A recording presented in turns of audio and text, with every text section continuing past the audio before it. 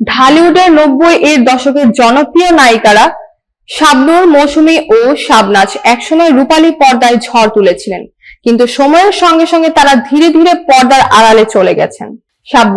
শাবনূর অভিনয় শুরু করেছিলেন মাত্র 14 বছর বয়সে। প্রায় 20 বছর ধরে তিনি ঢালিউডের নাম করেছেন বৈচিত্র্যময় চরিত্রে।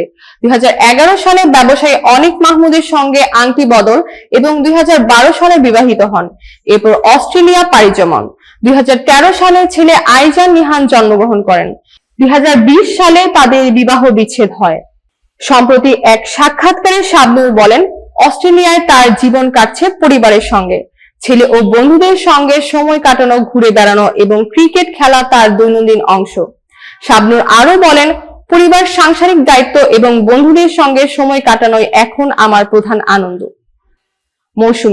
মৌসুমী বর্তমানে যুক্তরাষ্ট্রের নিউ জার্সিতে অবস্থান করছেন। মা ও মেয়ে ফাইজার সঙ্গে সময় কাটাচ্ছেন এবং পরিবারের দায়িত্ব পালন করছেন। কিয়ামত থেকে কিয়ামত সিনেমা দিয়ে তিনি চলচ্চিত্রের জনপ্রিয়তা অর্জন করেছিলেন। পরে দেশান্তর ছিল তার শেষ সিনেমা।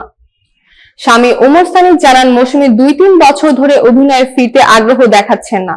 ভালো গল্প ও শুটিং সময়ের অসুবিধার কারণে তিনি নিজেকে অভিনয় থেকে দূরে রেখেছেন।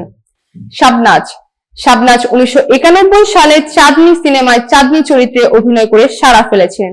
1994 সালে নায়ক নাঈমের সঙ্গে বিবাহ বন্ধনে আবদ্ধ হন। 2 বছরের অভিনয়ের পর পরিবারকে সময় দিতে তিনি চলচ্চিত্র থেকে সরে যান। ঢাকার উত্তরায় সংসার, সন্তান ও স্বামীকে নিয়ে জীবন কাটাচ্ছেন শাবনাজ। মাঝে মাঝে নাটক বা ঘরোয়া অনুষ্ঠানেও তাকে দেখা যায়।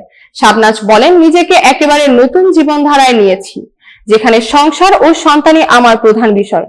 অভিনয় এখন প্রাধান্য নয়।